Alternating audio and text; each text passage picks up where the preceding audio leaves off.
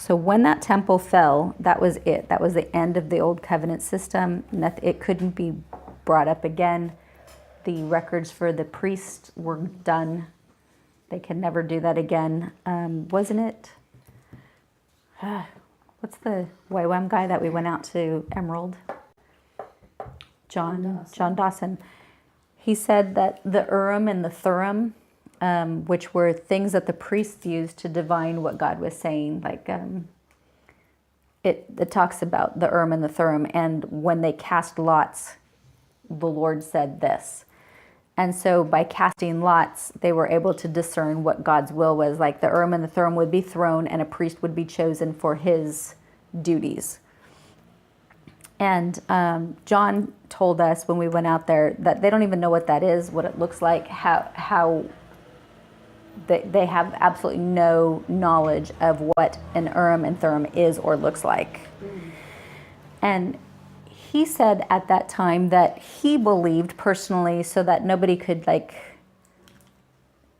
use that as kind of a talisman today to try to discern what God is saying, because now we have the Holy Spirit to tell us what God is saying, that we don't need these. That God erased the knowledge of the Urim and Thummim? Yes, that it's been removed from our knowledge so that we can't replicate it.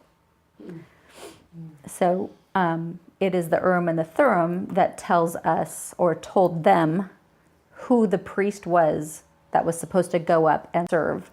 So there's the priestly line that's been erased, and they've said, well, we have some DNA and we can kind of figure out some things. So there's a few families left that still carry the name Levi. And so, okay, we can have that, but then how do we know which priest is supposed to go up? Well, they're supposed to do the Urim and the Thummim, but that knowledge has been lost and they don't even know what that is. So there's a lot of problems with to reinstitute any sort of official thing that God has declared as temple worship.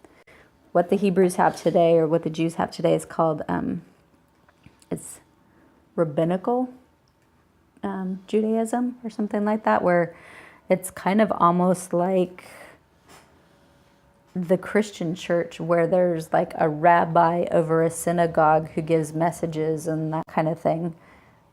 So, but they don't have the temple worship in the way that they did in the ancient world. And that is one of the reasons why that Jesus talks about there will be distress, unlike there ever was before or again, because it completely put aside that whole entire temple system. So Jews were killed in the Old Testament by large numbers.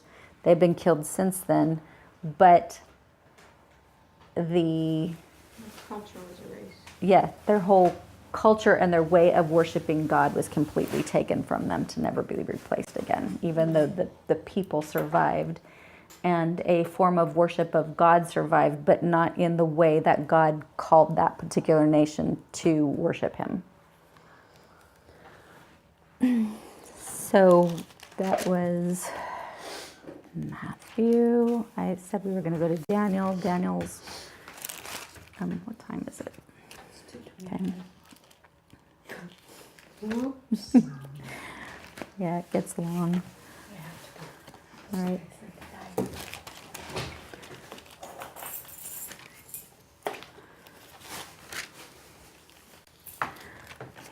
I don't know.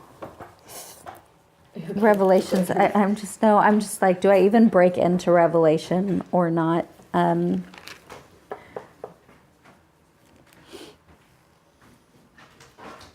How about I just give an overview of Revelation? Okay.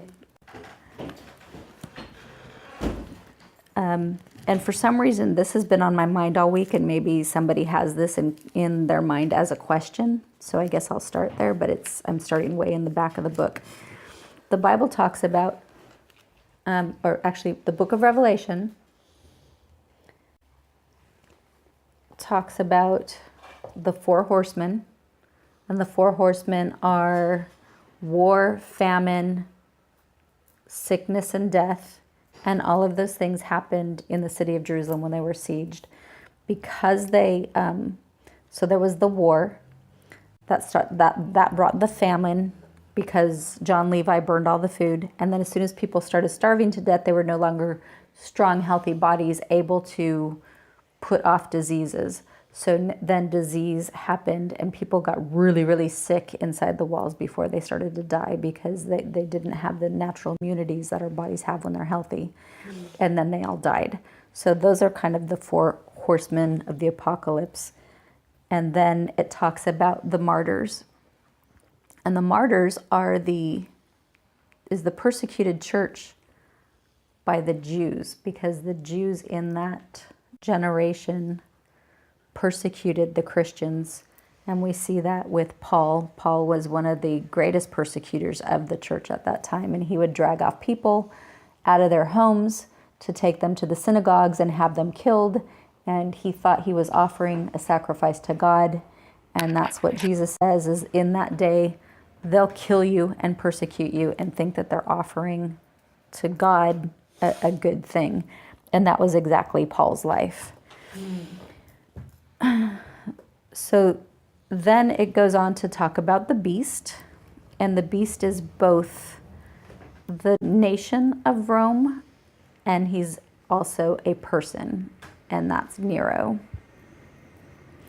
Nero is the 10th king that it talks about the horns on his head, and the horns are authority, which is the leader.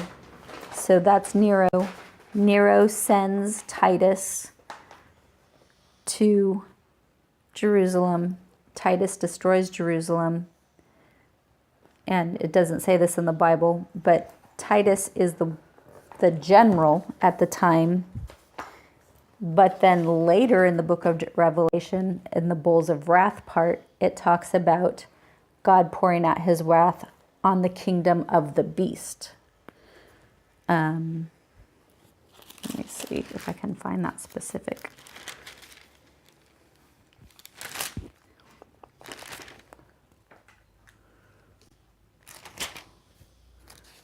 It's the 6 bowls of wrath.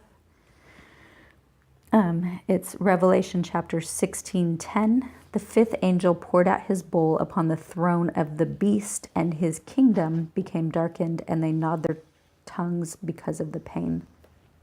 So this is after the 7 seals. This is after the 7 trumpets, and the 7th trumpet is the 6 bowls. So once the nation of Israel is judged, then God turns to the nation or the kingdom of the beast, which is Rome itself. But then there's also this whore of Babylon, or Babylon, who's in here a lot. And Babylon is depicted as a whore and a prostitute. It's the name that John is using. It's not Babylon who came and destroyed Israel of the Old Testament of the days of the prophets like Isaiah and Jeremiah. Babylon has become Israel because she has worshipped and served other gods the entire time, and God's calling her the great prostitute. And she had a partnership with Rome, and Rome, the beast, turned around and ate the prostitute and devoured her and completely destroyed her.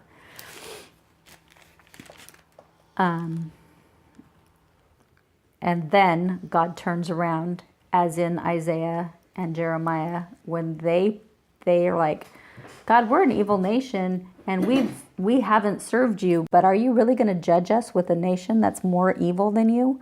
And God's answer to the prophets are, well, I'm going to judge them after I'm done judging you, Israel, I'm going to judge the other nations.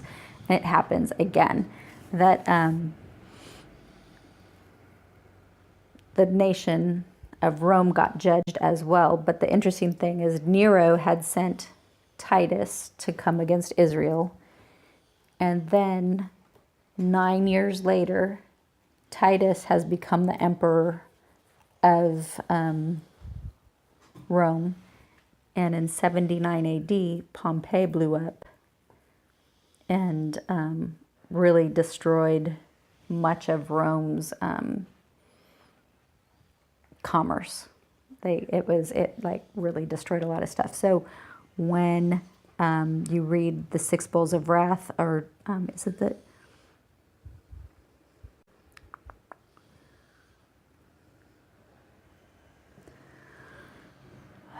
it's the fourth angel poured out his bowl upon the sun, and it was given fire to scorch men with fire. Men were scorched with fierce heat, and they blasphemed the name of God. The fifth angel poured out his bowl upon the throne of the beast. It became darkened. They gnawed their tongues because of the pain. They blasphemed God. And then in Daniel, it talks about a great mountain on fire thrown into the sea, the waters becoming bitter like wormwood. And people, like scientists have said, the things that happened at Pompeii were like this mountain on fire. It made the sky dark. People couldn't breathe. It scorched their tongues. The ash got in the water. It made the water bitter. They couldn't drink the water, but it was like it killed all the cattle in the field. It did like all of these, had these like really long lasting effects.